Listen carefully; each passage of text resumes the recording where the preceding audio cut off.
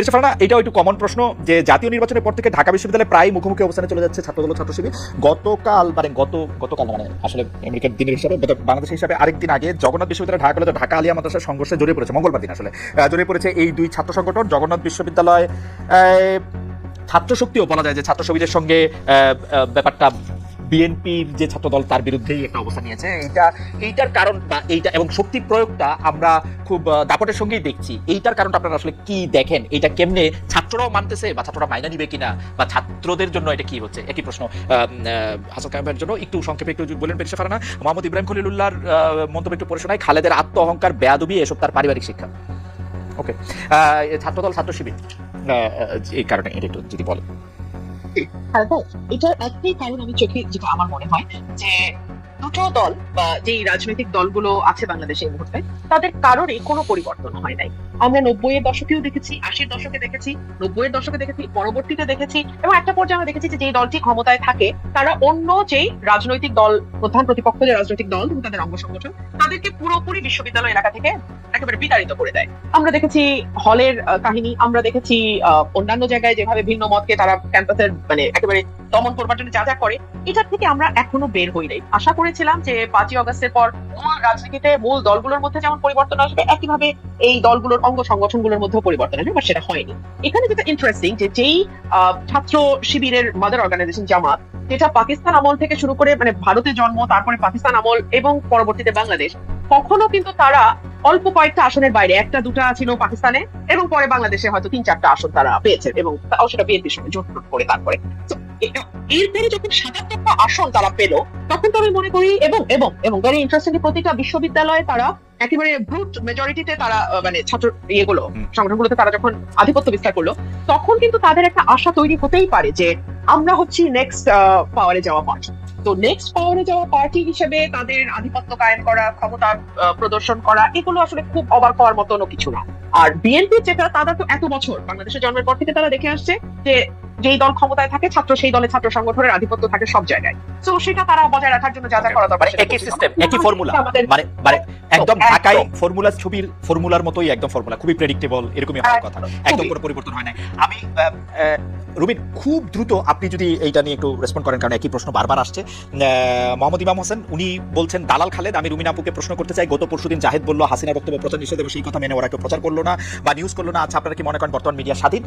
দ্বিতীয় আরেকটা প্রসঙ্গ, রাফসান ইসলাম উনি বলছেন, খালেদ ভাই রুমিন আপাকে ডাইরেক্ট প্রশ্ন করেন, শেখ হাসিনার নেতৃত্বে হাজার হাজার খুন করা হয়েছে, হাসিনার বিচার বা ফাঁসি হতে চাচ্ছে না কেন রুমিন আপা? অন্য আলাপ দিয়ে এটাকে চাপা দেওয়ার চেষ্টা করছে কেন? আপনি যদি 1 মিনিটের মধ্যে একটু বলেন। এক হচ্ছে যে মিডিয়া প্রচার করেন, এবং খালিদ ভাই, আমি মিডিয়ার ব্যাপারে বলেছিলাম যে শেখ হাসিনার সময় মিডিয়া বলেছিল যে তারেক রহমানের কোনো বক্তব্য প্রচার করা যাবে না। হ্যাঁ, তাতে কি তারেক রহমানের কোনো ক্ষতি হচ্ছে? বাংলাদেশের প্রতিটা মানুষ যারা তারেক রহমানের বক্তব্য শুনতে চায়, তারা তাদের মতো করে তারেক রহমানের বক্তব্য নিজ নিজ মোবাইলে শুনেছে, তাই না? আচ্ছা, এবং তারেক রহমান সাহেব পরবর্তীতে প্রধানমন্ত্রী হতেন। তো শেখ হাসিনার বক্তব্য যদি কেউ শুনতে চায়, আপনি বলেন, এই ইন্টারনেটের যুগে আপনি কাউকে আটকে রাখতে পারবেন? তো এটা খামোখা, এটা যখন তারা করে, তখন যেটা হয় যে আগের সরকারের আমলেও তারা বাক স্বাধীনতা বিশ্বাস করে না, ভিন্ন মত দমন করে, এই অ্যালিগেশন গুলো আসছে। এই সরকারের আমলেও বিএনপি যে পড়ে তাদের ঘাড়ে এই অ্যালিগেশন গুলো নিচ্ছে, তারা ভিন্ন মতে বিশ্বাস করে না, তারা দমন করতে চায়, মিডিয়াকে কন্ট্রোল করে, ইত্যাদি ইত্যাদি। আচ্ছা, আরেকটা যেটা আমাকে প্রশ্ন করেছে, আমি ফাঁসি চাই না বা কি চাই, আমি বিচার চাই। আমি সবার সুস্থ ন্যায় বিচার চাই। এমনকি আমি জামাতে ইসলাম মানে আমি অনেকে বলছে যে রুমি তো বিএনপি থেকে বের হয়ে হয়তো জামাতে গেলে সুযোগ সুবিধা কিছু বেশি পেত, সময় বেশি পেত, একটা অর্গানাইজ ফোর্স তার সঙ্গে থাকতো। আমি তখন বলেছিলাম যে যেখানে আদর্শের ন্যূনতম মিল নাই, সেখানে কেবল কিছু সুবিধার জন্য একটা দল যাওয়া কোনো অর্থ নাই। তো আমি কিন্তু সেই আদর্শিক ভাবে 180 ডিগ্রি মানে উল্টা থাকা সত্ত্বেও আমি কিন্তু বলেছিলাম যে আমাদের যখন হিউম্যান রাইটস ভায়োলেট হয়েছিল, আমি বলেছিলাম যে না, এই হিউম্যান রাইটস তাদেরকে দিতে হবে। আপনি ইভেন যখন আবরার হত্যাকাণ্ড হলো, আমি বলেছিলাম যে you cannot give a dog a bad name and kill it. এই প্রিন্সিপাল আপনি চলতে পারেন না। আপনি একটা মানুষকে চেরি পিকিং এর মতো করে আপনি তাকে একটা তকমা দিবেন শিবির, আর তারপর তাকে হত্যা করবেন, এটা চলতে পারে না। বাট দ্যাট ডাজন্ট মিন যে আমি জামাতের রাজনীতিকে সমর্থন করি। একইভাবে সেটা জামাত হোক, আওয়ামী লীগ হোক, বিএনপি হোক, জাতীয় পার্টি হোক, যেটাই হোক, যেখানে মানুষের নাগরিকের অধিকারের প্রশ্ন আসবে, সেখানে আমি কথা বলবো। এটা আপনার ভালো লাগলেও বলবো, আপনার ভালো না লাগলেও বলবো। অ্যাডভোকেট হাসান কামাল, ছাত্রদল এবং ছাত্র শিবির এবং আধিপত্য বিস্তার নিয়ে আমরা খুব শুনতাম আওয়ামী লীগের আমলে, আধিপত্য বিস্তার নিয়ে। এটা তখন আওয়ামী লীগের আমল তার কেউ ছিল না, ছাত্রলীগ দুই গ্রুপের মধ্যে। এই আধিপত্য বিস্তারটা কি ছাত্রদের মধ্যে, মানে সাধারণ ছাত্রদের মধ্যে অনেক বেশি কাম্য? মানে এইখানে তারা কি পপুলিস্ট রাজনীতিটাই করতেছে কিনা? মানে বেশি সংখ্যক ছাত্র চাইতেছে যে এটা হয় শিবির দখল করুক বা দল দখল করুক বা এনসিপির যে ছাত্র শক্তি আছে তারা দখল করুক। এইটার ক্ষেত্রে কি তারা একটা পপুলিস্ট রাজনীতি করতেছে? মানে ছাত্ররাই কি চায় যে এটা দখলদারিত্বের একটা রাজনীতি থাক শিক্ষাঙ্গনে? না, প্রশ্নটা যেটা হয় মানে ঘটনাটা যেটা হয় যে কিছু কিছু ক্ষেত্রে কোনো কোনো মানুষের কাছে আসলে ক্ষমতা কিংবা ক্ষমতার ধারণা আসলে তৈরি হয় কারো কারো সম্পর্কে। ধরেন আপনার যখন রাকসু থেকে জিএস, এই রাকসু জিএস এর কিছু ক্ষমতা আছে এইটা মনে করা হয় কেন সে ক্ষমতা দিয়ে আসলে বিসির সাথে কথা বলে, প্রক্টরের সাথে কথা বলে, কলের কমিটির সাথে কথা বলে, একজনকে বের করে দিলে বিচার করে, একজনকে আসলে সিট দিতে পাইতে বিচার হেল্প করে, এরকম। তাহলে এই রকমের ক্ষমতা বলা যেটা গড়ে ওঠে তার সাথে আসলে ক্ষমতা চর্চা করতে চাই এরকম কিছু মানুষ আসলে যুক্ত হয়। আবার এটার বিপরীতে যারা আসলে ক্ষমতা চর্চা করে তার বাইরে কিছু মানুষ যুক্ত হয়। যেই মানুষেরা ধরেন হতাশ হয়েছে এবারের অভ্যুত্থানের পরে, সেই মানুষেরা আসলে কোথাও আসলে আর যাইতে চায়। প্রাইভেট ইউনিভার্সিটিকে দেখলে আপনি বুঝবেন যে অভ্যুত্থানের পর পর এই যে বিভাজনের গল্প বললেন না, অভ্যুত্থানের পর পর সবাই ঘরে গিয়ে আসলে পড়াশোনা শুরু করলো, মনে করলো এত কিছুর পরে যখন আসলে পরিবর্তনটা হইলো না, তাহলে রুমিন আর আমি না হয় মিশন নিছি যে আমার সারা জীবন আমি মানুষের জন্য কথা বলতেই থাকবো। একটা ছেলে একটা যে একাডেমিক জীবনে গেছে, ও তো এটা করার জন্য যায় না, ওর তো একটা মোটো না, ওর মোটো তো একটা সিম্পল লাইফ, ও আসলে একটা কেরিয়ার বিল্ড আপ করবে, একটা শান্তিতে থাকবে, চাকরি পাবে, পড়াশোনা করার পরিবেশ পাবে, ওরকম। তাহলে যারা পপুলিস্ট আর যারা সাধারণ ছাত্র তারা তো এটা চায় না, কিন্তু তারা যারা এটার শিকার হয় তাদেরকে যেহেতু তারা সংঘবদ্ধ থাকে না, তারা দলবদ্ধ থাকে না, এটাকে প্রতিরোধ করার জন্য বারবার সে আগে আসতে পারে না। এই ঘটনাটাকে ধরেন ব্যবহার করে কি হয়েছে আপনি দেখেন, আমরা মনে করছিলাম ছাত্র সংগঠনগুলি হইলে এগুলি ছাত্রদের প্রতিনিধিত্ব করবে, সবগুলি ছাত্র সংগঠন, অনেকগুলি ছাত্র সংগঠন হইলো, এবং যে সমস্ত প্রতিষ্ঠানে ছাত্র সংগঠন আছে আপনি ধরেন এই যে শিবির জামাতের কথা বলা হলো, শিবিরের কথা বলা হলো, এদের সম্পর্কে একটা ইমপ্রেশন ছিল যে এরা ভালো মানুষেরা করে, এরা আসলে এদের চরিত্র ওদের চেয়ে ভালো। কেবলমাত্র কয়দিন একটু ক্ষমতা পাইছে, দেখেন আপনি ক্ষমতার সাথে আমি প্রশ্নটা কোথায় করতে চাইছিলাম, প্রশ্নটা হচ্ছে যে ঢাকা বিশ্ববিদ্যালয়, রাজশাহী বিশ্ববিদ্যালয়, জগন্নাথ বিশ্ববিদ্যালয়, জাহাঙ্গীরনগর বিশ্ববিদ্যালয়ের মতো বড় 4টি বিশ্ববিদ্যালয় ছিল সহ দেশের যেসব শিক্ষা প্রতিষ্ঠানে আসলে ছাত্রছাত্রীরা ভোট দিতে পারছে, তারা যে একটা নির্দিষ্ট মতবাদের আদর্শের, এখন বলে যে আমি শিবির না, আমি জামায়াত না, বা আমি অমুক না, কিন্তু জনাব সালাউদ্দিন আম্মারের রাজনীতিটা তো বোঝার পরও তাকেই আসলে ভোট দেওয়া হয়েছে। উনি দুইটা জিনিস আমি বলি, আমি বলি রাজশাহী বিশ্ববিদ্যালয়টা আমি একদম বলিনি, আমি দেখলাম উনি শিক্ষকদের জিজ্ঞেস করতেছেন আপনি এখন এখানে এটা কেন করতেছেন, আমাকে কেন ডাকতেছেন না, উনি এটা করতেছেন, এবং উনি গর্বিতভাবে বেলচা হাতে যাইতেছেন। উনার সভাপতি আবার বলতেছেন যে সাংবাদিক উনার জন্য ভালো করে কথা বলবে তারেও আমি এটা করে দিব। উনারা দেখতেছেন উনাদের কাজ যে ওই ঢাকা বিশ্ববিদ্যালয়ের কথা বলি, আমি জীবনে শুনি নাই ছাত্র সংগঠনের দায়িত্ব হচ্ছে কোন মানুষের কি প্রেফারেন্স সেইটা নিয়ে কথা বলা এবং তাদেরকে আটকায় দেওয়া, এটা তার কাজ, এবং সেটা করতেছে গর্বিত হইয়া, এবং তাদেরকে আবার ভোটও দেওয়া হচ্ছে না। ভোটটা তারা যখন পাইছিল, আমি ওই জায়গাটার কথা বলি, ভোটটা যখন পাইছিল তখন দুইটা জিনিস ছিল। ভোটটা যখন তারা নিচ্ছে তখন আসলে তাদের সম্পর্কে ইমপ্রেশনটা ছিল এরকম, যেটা বললাম যে ক্ষমতা পাওয়ার পরে যে চর্চাটা করতেছে, এই চর্চাটা তার চর্চা না, এর বিপরীত চর্চাটা তার চর্চা, এরকম একটা ইমপ্রেশন ছিল। কিন্তু পাওয়ারের পরে আসলে পাওয়ারের যে ক্যারেক্টার, সেই ক্যারেক্টারটা এমনকি জামাতের বেলাও বের হয়ে আসতেছে। আমি তো বলি যে আসলে যখন দেখলেন এখন আওয়ামী লীগকে কোনো দর্শনকারীদের মধ্যে আওয়ামী লীগ পাবে না, সব দর্শনকারী হয় জামাত হবে অথবা বিএনপি হবে। মানে এইটা হচ্ছে একদম কমন, মানে কখনো আপনি পাবেন না পাওয়ারের সাথে নাই সে দর্শন করতেছে এরকম রোগটা পাবেন না। আমি এটা বলতেছি এখানে, আমি বলি যে ছাত্ররা যখন তাদেরকে ভোটটা দিছিল তখন তাদেরকে মনে করছিল যে ওই সমস্ত প্রচলিত পাওয়ারের বাইরে এসে তারা ছাত্রদের পক্ষে একটা অন্য রকমের বন্দোবস্ত তারা তৈরি করবে। কিন্তু রাজশাহী বিশ্ববিদ্যালয়ে আপনি দেখছেন এটা, এখন কালকেই এটা প্রতিরোধ হবে আমি এটা মনে করি না। কিন্তু এইটা আসলে আমি যেটা বলছিলাম যে ছাত্র দলের উচিত ছিল এই পথে না হাইতে তারা রাজনীতিটা করি। তো ছাত্র দল তো স্বাভাবিকভাবে সে পাওয়ারে আছে, সে মনে করতেছে পাওয়ার প্র্যাকটিস করবো আমি, তুই আন্দার কেন, তো তুই দল চালিয়ে গেলে আমি আসলে পিস্তল নিয়ে যাবো, এবং সেখানে ছাত্র দলের সাথে আপনি কথাটা একটু শুরু করে দেন, তারপরে আমরা একটি প্রশ্ন নিয়ে আসলে বেঁচে ফানা কাছে যাই। আমি শুধু জানতে চাই, গতকাল একজনের দেখলাম যুব দলের উনি একটা কি একটা সবুজ রঙের লাঠি দিয়ে একে মারে, তারে কি করে, তারে জিজ্ঞেস করে, এবং উনার পিছনেও আমি অনেক মানুষ দেখতে পাচ্ছি, মানে অনেক ছাত্র যুবা, এরা কারা আসলে সবাইকেই ক্ষমতার ভাগ পায়, মানে কিভাবে একটা লোকের রাস্তায় দাঁড়ায়া জিআই পাইপ দিয়ে আরেকটা লোকরে মারবে সেটা সে বলে, হেলমেট পরে, যুব দলের কি জানি নাম, ওনার নাম ওই যে নয়ন সাহেব, পুরো নামটা ভুলে গেছি। ওই মানে এর পিছনে লোকরা কারা, মানে আপনারা তো রাজনীতি করেন, মানে এরা কারা, এরা সবাই কি বিএনপির, সবাই ছাত্র দলের, সবাই যুব দলের, মানে নিশ্চয়ই এরা ছাত্র দল কখনো বেনিফিট পায়। না নিশ্চয়ই বেনিফিট পায় অথবা বেনিফিটের ইমপ্রেশনে থাকে, বেনিফিট পাবে এটা আশা করে। আচ্ছা, সবাই যে বেনিফিট পায় গেছে এরকম, কিন্তু বেনিফিট যেখানে পাওয়ার পথ হচ্ছে এইটা ওনার পেছনে যাওয়া, এবং ওনার সাথে গিয়ে একজনের মাথায় বাড়ি দেওয়া, ওনার সাথে গিয়ে একটা ছেলেকে আসলে ধরে নিয়ে আসা, এইটাই যে এখানকার রাজনীতি। এই মাফিয়া তন্ত্র এবং রাজনীতিকে তো সমার্থক করে ফেলেছে। চাঁদাবাজি, ধান্দাবাজি, কিংবা ধরেন এই যে ড্রাগবাজি, সালিশবাজি, এগুলি সবচেয়ে বড় কথা হলো আইন নিজের হাতে তুলে নেওয়া। আমাকে সবক দিতে আসে, আমি যখন জিজ্ঞেস করলাম যে ভাই আপনাদের এক বড় নেতাকে দেখলাম বা আপনারই দেখলাম রাস্তা আদ্যা তুলে ফেলেন, মানে এটা কিরকম, আমাকে সবক দিতে আসে, তাহলে কি ওই মানে কি আমাকে কি তাহলে কি বিশেষ পাশ দিয়ে পুলিশ হইয়া কইছিলাম যে ভাই আপনি সরকারে গিয়া করেন এগুলি কি, এবং এগুলি করে তারা গর্বিত, আয় নিজের হাতে তুলে নিয়ে আবার গর্বিত, এটা কিরকম এবং জনগণকে সাপোর্ট করে, এটা হিসাবটা কি আসলে? এটার একদম শুরুটা হচ্ছে একদম উপর থেকে। আমাদের রাজনীতিটাকে আমরা মাফিয়াতন্ত্র এবং রাজনীতির মধ্যে কোনো পার্থক্য রাখি নাই। আমরা যেটা বলি তার বিপরীতটা আমার নেতা করবে, এবং আমি এই নেতাকে অনুসরণ করলেই আমি জাগতিক কিছু একটা বেনিফিট, অ্যাটলিস্ট আমাকে আরেকজন এসে মারবে না, এরকম একটা সমর্থ, কিংবা আমার মেয়েটা স্কুলে যাবে, আমার এই পরিচয় থাকলে আমার মেয়েটাকে ওইখানে গিয়ে শিখে দিবে না, এইটার জন্য হলে অনেকে তাদেরকে অনুসরণ করে। আমি দুই রকম ভাবে অনুসরণ করে, একটা হচ্ছে আমি অমুকের বেগে তুলে নিয়ে আসবো তাইলে করি, আর একটা আমি মনে করি যে ক্ষমতাটা যেহেতু তার হাতে, তাহলে তার সাথে থাকলে আমার মেয়েটা স্কুলে যাওয়ার সময় নিরাপদে যাবে। এইটারই সংস্কারের কথাটার জন্য আসলে রুবিন যেটা বলছিল, প্রথমে যে বাংলাদেশের মানুষ এইরকম অবিশ্বাস্য ভাবে আসলে বন্দুকের সামনে দাঁড়াইছিল এই আশা থেকে, কিন্তু আমরা গত 2 বছর এটাকে একদম সাকসেসফুলি এটা মিথ্যা প্রমাণ করতে পারছি। ওকে, বেশিরভাগ আপনার কাছে কি মনে হয় যে মানে এই যে এই প্রত্যক্ষ অন্যায়ের পিছনে এত মানে অন্যায় যে করতেছে, মানে আমার তো এটা বুঝতে কোনো সায়েন্স পড়া লাগে না যে যেই লোকটা জিআই পাপ বা হেলমেট হাতে নিচ্ছে সে যুবদল করুক, আর যেই লোকটা বেলচা হাতে নিয়ে বলতেছে বেলচা দিয়ে পিটাইয়া গর্ত করে তুলে দিব এটা অন্যায়, অথবা যে লোকটা মাঠের থেকে কি বলে রাস্তা টান দিয়ে এরকম তুলে ফেলতেছে, তারপরেও তাদের পিছনে এই লোকটা থাকার কারণটা কি? মানে এইটার ফিলোসফিটা কি? মানে আমি ভালো খারাপ ন্যায় অন্যায় আমি এটা বললাম না, কিন্তু জনগণ তো তাদের সমর্থন করতেছে এইটা বলা। আমি একটু আরেকটা দর্শকের একটু মতামত পড়ি, উনি বলতেছেন খালেদ নিজেই সমালোচনা, তার নামটা পড়তে পারতেছি না পুরোপুরি, RH.info, খালেদ নিজেই সমালোচনা নিতে পারে না, ওনাকে কেউ সমালোচনা করলে উনি খুবই বিরক্ত হন। বেঁচে ফারান, আপনি যদি একটু বলতেন যে তাদের পিছনেও আসলে অনেক জনসমর্থন নাকি এই রাজনীতি, এইটাই রাজনীতি এখনকার বা সবসময়? খালেদ ভাই, আমরা আসলে অর্থনীতিতে ট্রিকল ডাউন বলে একটা কথা আমরা শুনি, তাই না? যে উপর থেকে আস্তে আস্তে চুয়ায় নিচে পড়ে। ঠিক একই জিনিস রাজনৈতিক দলগুলোর মধ্যে হয়। একদম পদে যারা থাকে তাদের কাছ থেকে তারা পায় আরো বড় নেতার কাছ থেকে, জেলা পায় কেন্দ্র থেকে, কেন্দ্র পায় আরো উপর থেকে, আর নিচে যারা আছে তারা পায় জেলা থেকে, উপজেলা, উপজেলা থেকে ইউনিয়ন থেকে ওয়ার্ডে যায়। আচ্ছা, এখন এই যে ট্রিকল ডাউন করা অর্থ, এটার উৎসটা কি?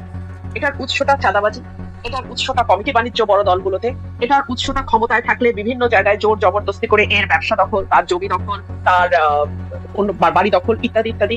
এবং এই যে একটা আনহোলি নেক্সাস তৈরি হয়, আপনি যেটাকে জনসমর্থন বা জনগণ বলছেন, আই এম সরি, না একদম না, ডোন্ট মিসআন্ডারস্ট্যান্ড দেম অ্যাজ জনগণ ও জনসমর্থন, নট অ্যাট অল। ওরা হচ্ছে কিছু সুবিধাভোগী। আপনি আমাকে বলেন, মানুষ রাজনীতি কেন করে? এক হতে পারে তার সম্মানের আকাঙ্ক্ষা আছে, যেটা আমরা আমাদের পূর্বপুরুষদের মধ্যে দেখেছিলাম, সম্মান পাওয়ার একটা আকাঙ্ক্ষা, সে কারণে রাজনীতি করে। 2 হচ্ছে এরপরে 80-এর দশক এবং 90-এর দশকের পর থেকে আমরা দেখলাম এটা টাকা বানানো সবচেয়ে সহজ মেশিন, এবং এই টাকা বানাতে রাজনীতিতে ঢুকতে আপনাকে একটা কথা একটু আপনি সুযোগ দিলে একটা কথা, আপনি বলতেছেন যে এরা সবাই সুবিধাভোগী, কিন্তু আমি তো দেখি ধরেন মাজার ভাঙতে যে যাচ্ছে এটা কি সুবিধা? আর একটা মানে আমি যদি এখানে গ্রামের 5000 লোককে দেখি সেটা কি সুবিধা? আমি যদি দেখি যে মাজার ডিফারেন্ট, আচ্ছা মাজার ডিফারেন্ট, আচ্ছা ঘেরাও করে বিচারক চেঞ্জ করা হচ্ছে, এইটাতে যায় যে 30,000 লোক এটা অংশগ্রহণ করতেছে তাদের কি সুবিধা? আমি যদি দেখি যে একটা মিডিয়া দখল করতে যাইতেছে, বা মিডিয়ার এই সাংবাদিক ভালো না, ওইটাকে বাদ দিতে হবে, ওইটাকে নিতে হবে, ওইটার সুবিধাভোগীটা কারা? এই যে কালকে মেইন সাহেব বা এর আগের দিন আম্মা সাহেবকে যারা সমর্থন করতেছে তারা কি সুবিধাটা পায়? মানে আমি তো তাদের সাধারণই লোকই মনে হয় আমার তাদের। খালেদ ভাই, আপনি শোনেন, ক্ষমতার সঙ্গে নয়ন বা আমি নাম না বলি, এইরকম মানুষরা একেবারে খুব স্ট্রংলি কানেক্টেড, যাকে প্রধানমন্ত্রী নাম ধরে ডাকে। তো এইরকম একটা ছেলের পাশে যখন সে থাকবে, তার পরিবার নিরাপদ থাকবে, তার আরেক জায়গায় চাঁদাবাজি করে টাকা আনাটা সহজ হবে, তার এলাকায় হুমকি ধামকি দিয়ে একটা ক্ষমতা বলয় তৈরি করা তার জন্য সহজ হবে। সো নয়নের পেছনে বা এরকম মানুষের পেছনে, আম্বারের পেছনে তারা থাকবে। এদেরকে দিয়ে আপনি জনসমর্থন বা এটাকে জনগণ হিসেবে আল্লাহর ওয়াস্তে ধরে নেন, জনগণ না জনসমর্থন না, একটা গোষ্ঠী যারা এখান থেকে পার্সোনালি বেনিফিট নেবে, বেনিফিটেড হবে তারা। আমি যে কথাটা বলছিলাম যে রাজনীতিতে মানুষ কয়েকটা কারণে আসে, সম্মানের জন্য, 80 দশক 90 দশকের পরে আসলো টাকার জন্য, যেখানে 1 টাকা বিনিয়োগ করতে হয় না, 100 কোটি টাকা বানানো যায়। আর 3 নম্বর হচ্ছে অবৈধভাবে ক্ষমতা বা পাওয়ার এক্সারসাইজ করা, এই দখল সেই দখল, এই একে হুমকি তাকে হুমকি, ধর্ষণ, এই ধরনের অপরাধ করা। মানে আপনি যে কোনো ফৌজদারি অপরাধ করে পাবেন যদি আপনি ক্ষমতার সঙ্গে থাকেন। আপনাকে আমরা যেটা বলে দিই, একটা বিরোধী দলের কাউকে আপনি ধর্ষণের মামলায় পাবেন না। আওয়ামী লীগ যখন ক্ষমতা ছিল, ধর্ষণ দিয়ে সার্চ করে যুবলীগ, ছাত্রলীগ, স্বেচ্ছাসেবক লীগ সব আসতো। এখন ধর্ষণ দিয়ে সার্চ করবেন, আপনি পাবেন যুব দল, ছাত্র দল, আবার পাবেন হলো জামাতের লোকজন, জামাতের এমপি,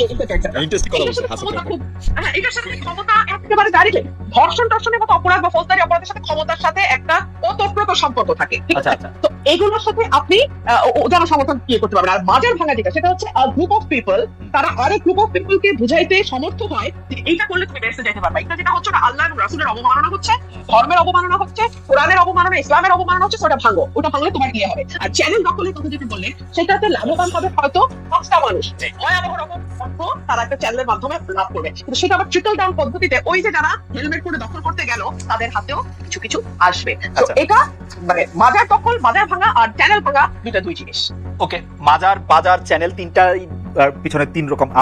আমার কাছে মনে হয় যে আমার মতো দর্শকদের কাছে ব্যাপারটা পরিষ্কার হয়েছে।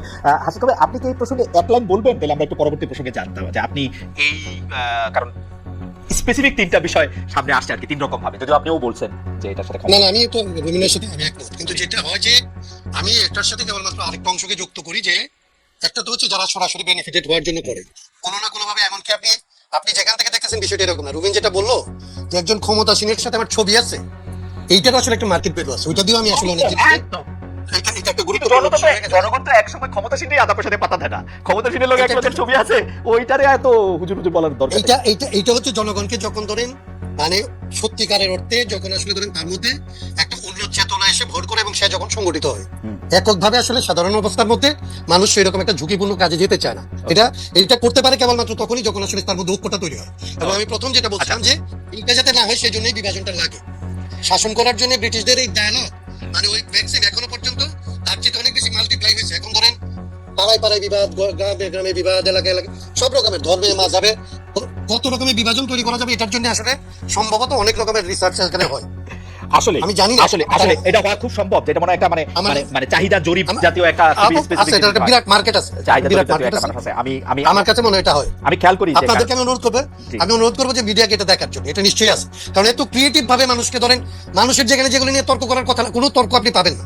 আচ্ছা 71 সালে এগুলো তর্ক হইতে পারে? এটা কোনো তর্ক ভাই, আপনি 55 বছর আসলে 1971 সাল আমাদের জন্য খুব গুরুত্বপূর্ণ। কিন্তু আমি জাস্ট ভাই আপনার সাথে শেয়ার করার জন্য, বেঁচে ফারানো এখানে আছেন, সাক্ষ্য দিতে পারেন, কারণ বেঁচে ফারানো একটা সাংঘাতিক এলাকা। নামাজে আপনি কিভাবে দাঁড়াবেন, আপনি সালাত আদায়টা কিভাবে করবেন, এইটা নিয়ে একজন আরেকজনকে কাফির বলতেছে, সম্মানিত আলেমদের একজন আরেকজন। আপনি দাঁড়ায়া মানে জোরে আমিন বলবেন নাকি আস্তে আমিন বলবেন, আপনি দাঁড়ায়া মিলাদ করবেন নাকি বৈশা মিলাদ করবেন, আপনি কোলাকুলি করবেন কি করবেন না, কেমনে করবেন।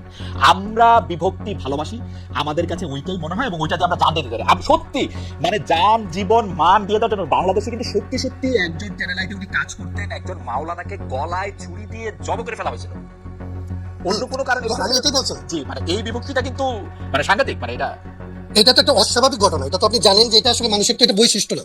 মানুষের বৈশিষ্ট্য হচ্ছে মিলে থাকা, মানুষের বৈশিষ্ট্য ভালোবাসা। কেমনে বুঝবো? আমি তো দেখি মানুষের বৈশিষ্ট্য বিভক্তি। আর্জেন্টিনা, জার্মানি, না, ব্রাজিল। এইটাই হচ্ছে যে এটা কয়েকশো বছর হয়েছে, বেশি দিন। বাংলাদেশের মানুষের মধ্যে কিংবা এই অঞ্চলে এটা ধরেন কয়েকশো বছরের কেবলমাত্র, এটা এর আগের ব্যাপার না। আর এইটা আমরা গত 15 বছরে এটার সাথে ক্ষমতার চর্চাকেও আরো নগ্নভাবে যুক্ত করছি, মানে যখন আমি যেটা মনে করি, যখন যেটা সুবিধা হয়েছে। এবং এইখানে প্রচুর ক্রিয়েটিভিটি আছে যেগুলি বিরোধে কোনো রকমের কারণ নাই, সেই জায়গাগুলিতে ওরা বিভাজনটা তৈরি করতে পারে। অ্যাবসলিউটলি। আপনার ফুটবল খেলা নিয়ে একদম আর্জেন্টিনা অনুভূতি, মেসি অনুভূতি, ব্রাজিল অনুভূতি, নেইমার অনুভূতিও আছে। যে নাই, প্রত্যেকটা আসলে সামাজিক ইফেক্ট আছে এবং এটা রাজনৈতিক লাভ আছে। সেই রাজনৈতিক ফায়দাটা তোলার জন্য ধরেন এটাকে কাজে লাগায়।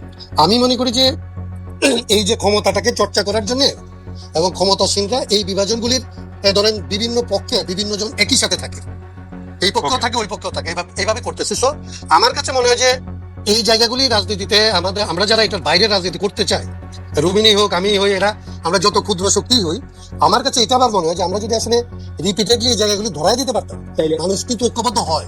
আমরা তো 24-এ দেখলাম, ধরাই দিলে মানে আপনার মারাত্মকভাবে একটা মানে ট্যাগ খায় আরেক পক্ষের লোক বলে সন্দেহ করার কারণ তৈরি হবে, এবং ভিতরে ভিতরে কি আছে, আপনি কত ডলার পাইছেন এটা বারবার আপনাকে শুনতে হবে। আমরা তো জানি না রুমিন কত ডলার পাচ্ছে। হ্যাঁ, সেইটাই আমার কিভাবে কি ওগুলি নিয়েও একটা কথা চলতে থাকে। এটাও পারছে তারা, এটাও পারছে আসলে, এটাও পারছে। আমি বলবো যে কোনো কিছুকে সন্দেহ করা এবং যে কোনো কিছুকে সন্দেহ মানুষ তো এটাও ভাবতে পারে যে আমি এটা ভুল করে করছি, কিন্তু মানুষ এটা ভাবে এটা আমি টাকা নিয়ে করছি। এটা হচ্ছে একটা ঝামেলা, একদম, এটা হচ্ছে একটা ঝামেলা। একদম। যাই হোক, তারা পারছে। দুজনের কাছে দুইটা স্পেসিফিক প্রশ্ন আছে, আমি দুইটা স্পেসিফিক প্রশ্ন